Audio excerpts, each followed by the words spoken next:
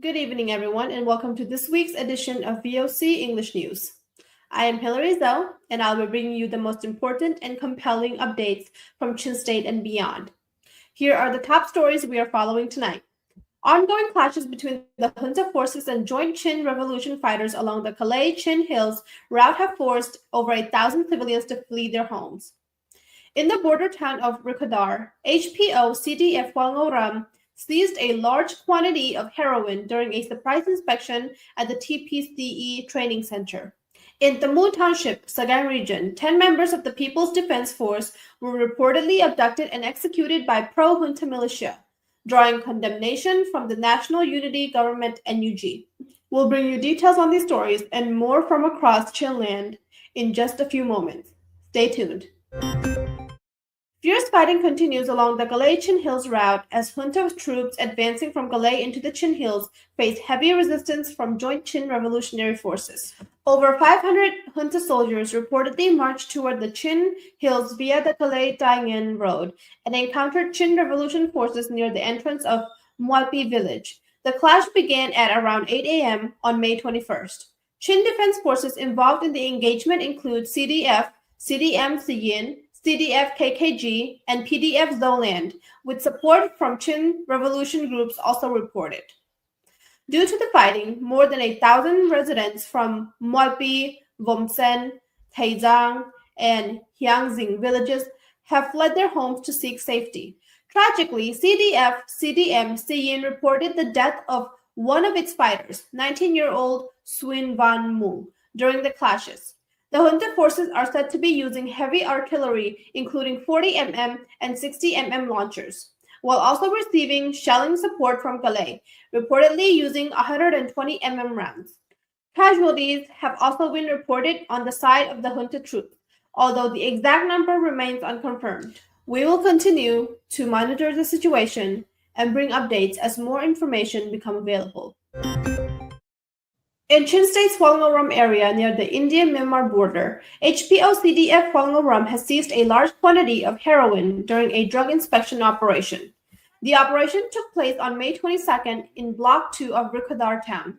According to Rilipui Post, members of HPO CDF Mizoram conducted a raid at a TPCE private boarding school located in Diao, Komoy, and discovered 427 grams of heroin hidden inside soap containers. The drugs were reportedly in possession of Pungun Suitang, a 37-year-old from Chin Su village in Gallay Township. Rilipui Post initially reported that Pungun Suitang was a member of the Education Board of the Chin National Organization, CNO, Chin National Defense Force, CNDF. However, the CNO's education department has since issued a public statement denying that he holds any such position within the organization. During the raid, authorities also detained his wife, Pi Duan Kim Thiam, age 35, who was present at the scene. Investigations are ongoing, and authorities have reportedly notified officials on the Mizoram side for further cooperation. HPO CDF Mizoram, a member group of the Chinland Council, has been actively conducting anti-narcotic operations along the border region. Earlier this month, several drug-related arrests were made in Diao, Komoy, including on May 9th, Bu Vanla age 37, from Gallay Mietgam village, was caught with 1 gram of heroin. On May 17th, Pi Le Tangpui, age 42, a resident of Diao, was found with 600 stimulant tablets. And on May 18th, Bao Tan Tuong, age 19, from Dartati village, was arrested with 3,700 stimulant tablets. The growing number of drug seizures underscores the ongoing efforts by Chin resistance forces to curb the spread of narcotics in the region.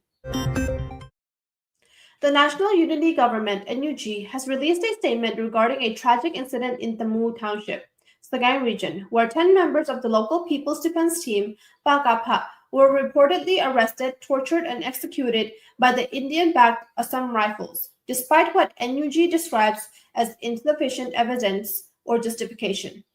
According to the NUG, when local resistance leaders requested the return of the bodies, they were forced to sign documents under pressure, agreeing not to resist further military actions or to object to border restrictions. Only after that were the bodies released. The NUG has strongly condemned the act, stating that the 10 individuals were not enemies of India, but resistance fighters against the Myanmar military junta.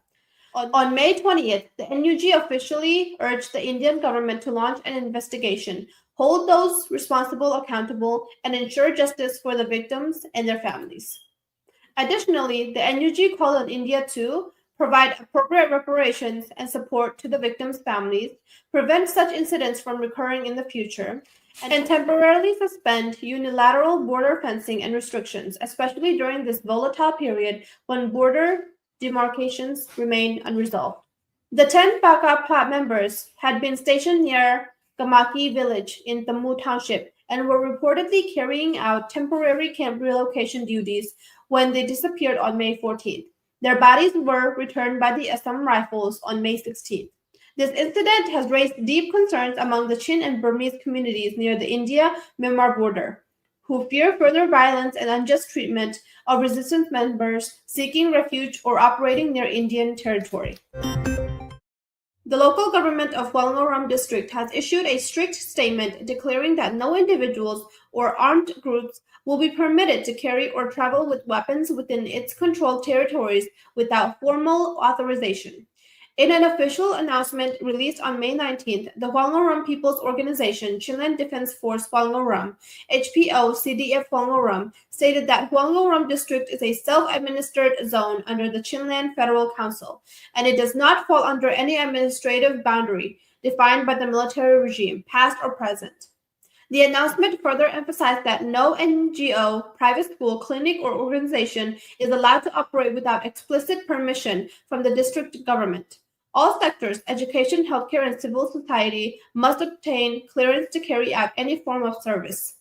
The HPOCDF Wakhine also warned against any attempt to undermine or obstruct local administrative functions, stating that unauthorized interference, biased treatment, or obstruction of public officials will not be tolerated.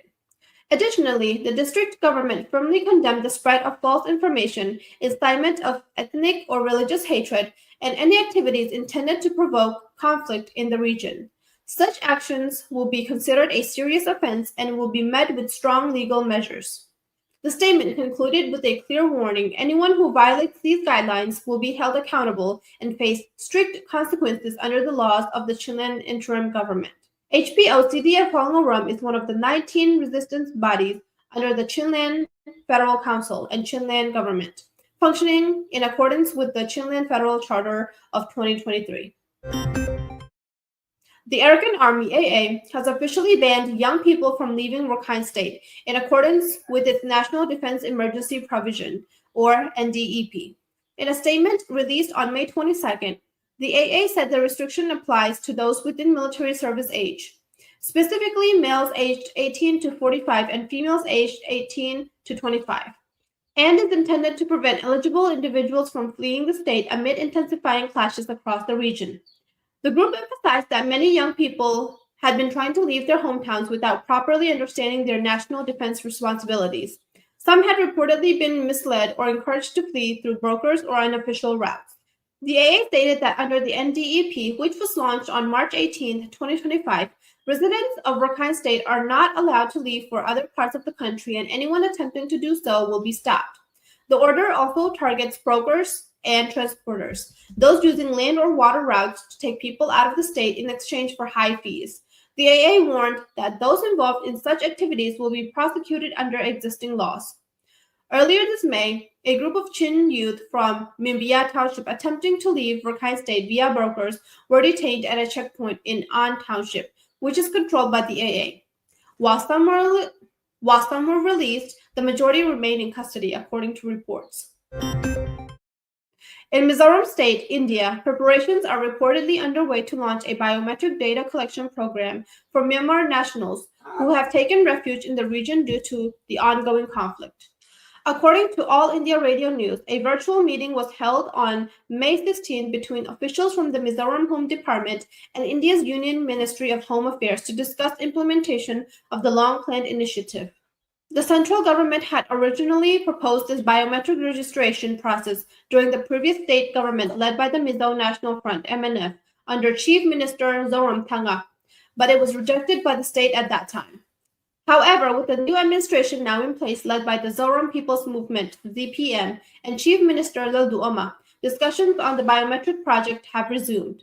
Officials say that the technical portal for data collection has already been upgraded and is ready for deployment, suggesting that the project may begin soon. Following the military coup in Myanmar on February 1, 2021, tens of thousands, particularly from the Chin ethnic community, fled across the border into Mizoram. According to the Mizoram Home Department, there are currently 33,023 Myanmar refugees residing in the state. Of these, 17,551 people are staying in 125 refugee camps, while another 15,472 individuals are living outside camps, either with friends and relatives or in rented housing.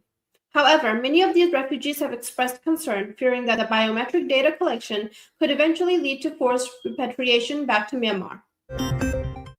That concludes our news for this week. Thank you for supporting VOC, and we'll see you again next week.